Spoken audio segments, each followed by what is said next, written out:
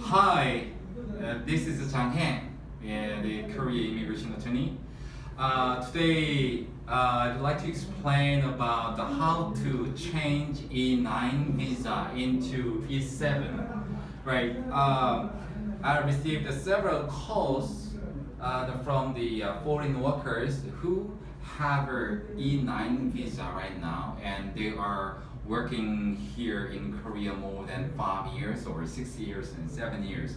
But right now they really want to change their visa into the professional, the skilled workers visa, as we can call it as E7 visa.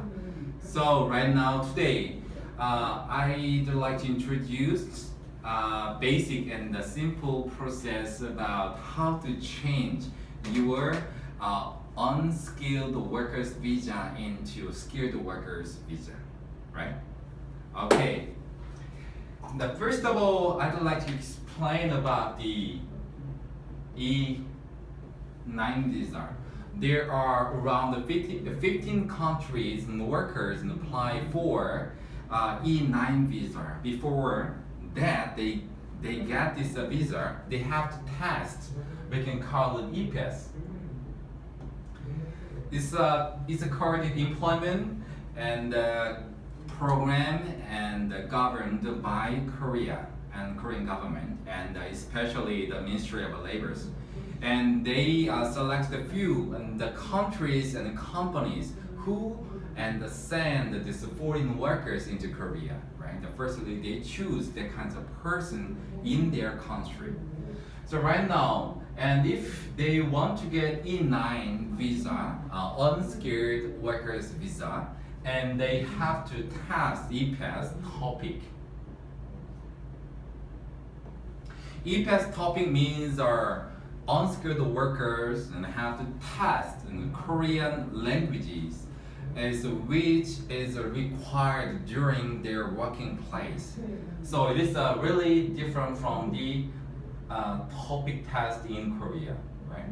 So topic means our test of proficiency in Korean, right?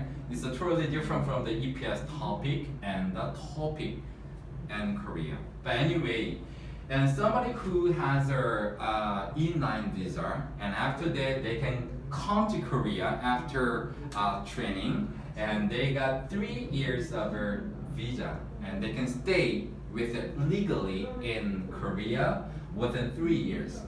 But after, before the finishing their working contract with the employers, and they can change it into, or they can extend their visa status and extend the visa around 1 year and 10 months more. So, is that all? Yeah, is that all? So after maximum 4 years and 10 months later, and E9 visa holders have to leave Korea. So it's very unfair, right? So that's why the Korean government and the ministry officers and provides another and special visa is called E7.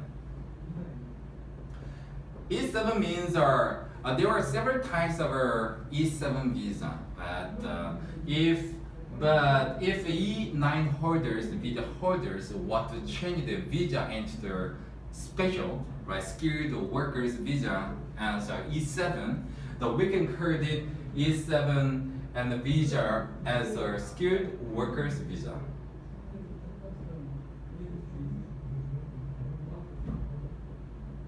So, if somebody who want to apply from E9 visa to E7 visa, there are few and the requirements. So, if anybody and somebody who has our E9 visa, please kindly check whether you can change your current visa into the skilled workers visa.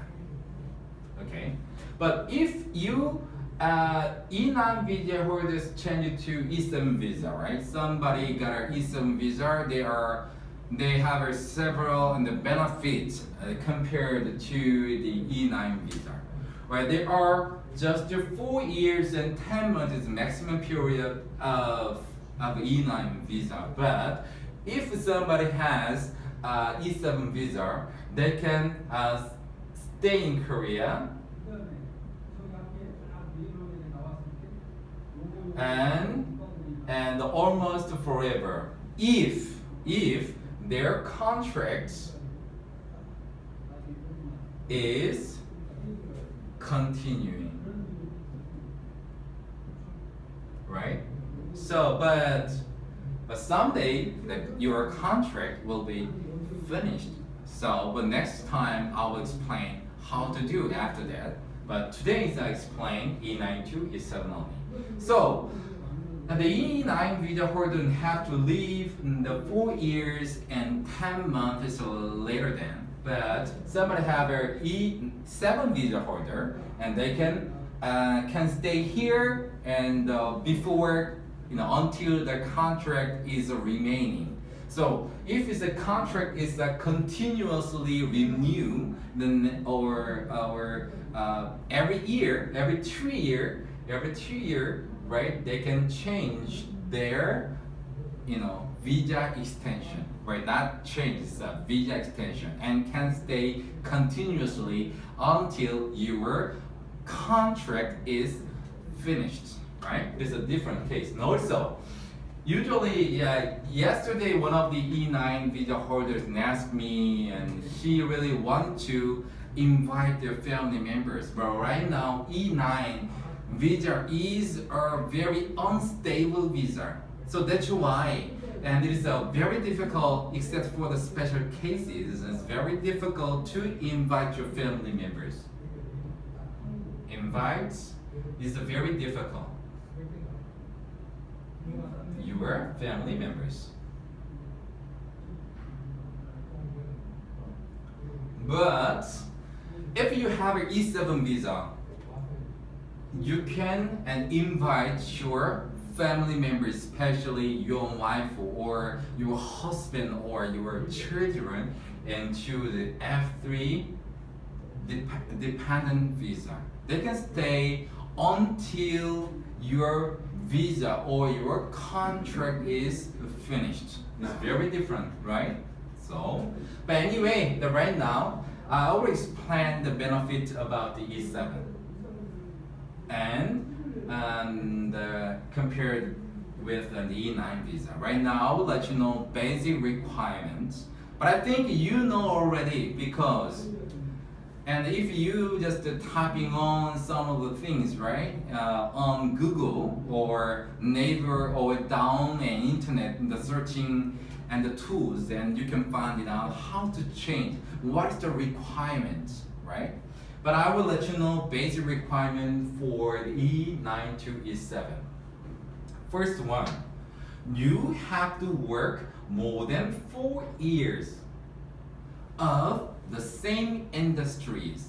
If you have an E9 visa with working at your manufacturing factory, you have to work more than 4 years at the same industry as manufacturing or agricultural or fishery and the field, this doesn't matter. More than 4 years. Do you have a college degree? Or you have a high school degree? Depends on the college and the graduates or the high school degrees and your limitation of age, right? And you have a limitation of the age, depends on your diploma. Usually the colleges and the age limitation is less than 35 years, right? And the high schooler is what? 40 years. Oh, it's very different from I read the requirement, but 35 is 40 years. It's different. Yes, it's different. Why? College graduate is under 35 years old and can apply for the E7 visa. But high school is under 40 years old. Why is very good benefit? No. High schooler have to work at root industry. They can call it in Korea is 뿌리 산업. So you don't know about what is 뿌리 산업, what is the root industry, just ask me and we can consult through your owner or employer, and after that we can let you know your and the working place, working company is belongs to the root industry or not, right? The last one, and topic level 3 and up, right? So it is a very basic requirement. I received a lot of calls from the E9 visa holders. They said they stayed here more than 7 years, but right now he is almost 40. The Philippines and Nepal and other countries and cannot allow somebody to and go and some country for working, especially E9 visa into Korea, right? The Philippines, for example, and the government allow under 40 years to get E9 visa and for working in Korea. So he's almost 40 years and more than 7 years working in Korea right now, but he really doesn't know how to do. Right now, it's almost late. Why? It's because he doesn't know how to do. I mean, nobody, let him know about how to do, right? What is the purpose and what is the process, how to apply E9 visa to E7 visa. But right now, somebody who are in Korea or revisit to Korea with the E9 visa, just call me and visit my the website and Facebook page and reserve first. I will just consult you how to do, and I will let you know how to do. But first of all, you have to remember that you have to meet a very trustful and career immigration attorney like me, and after that, you have to check whether there is any possibility to that you can change your current E9 visa to E7 visa. If there is no any possibilities, there's no reason to pay some money. So my recommendation is please visit and reserve first without any payment for the consultation and listening to my consultation, and you can decide. Even you need more requirements, we can help you to make a plan to raise your possibility to get the E7 visa. This is JangHaeng, and you can also visit my Facebook page www.facebook.com/visa in Korea, or the hashtag Visa in Korea or JangHaeng, and you can visit my Facebook page. Okay, I'd like to wait for your call or reservation, and thank you for listening to my basic information about how to change E9 to E7 visa. Thank you very much. Thank you. Bye.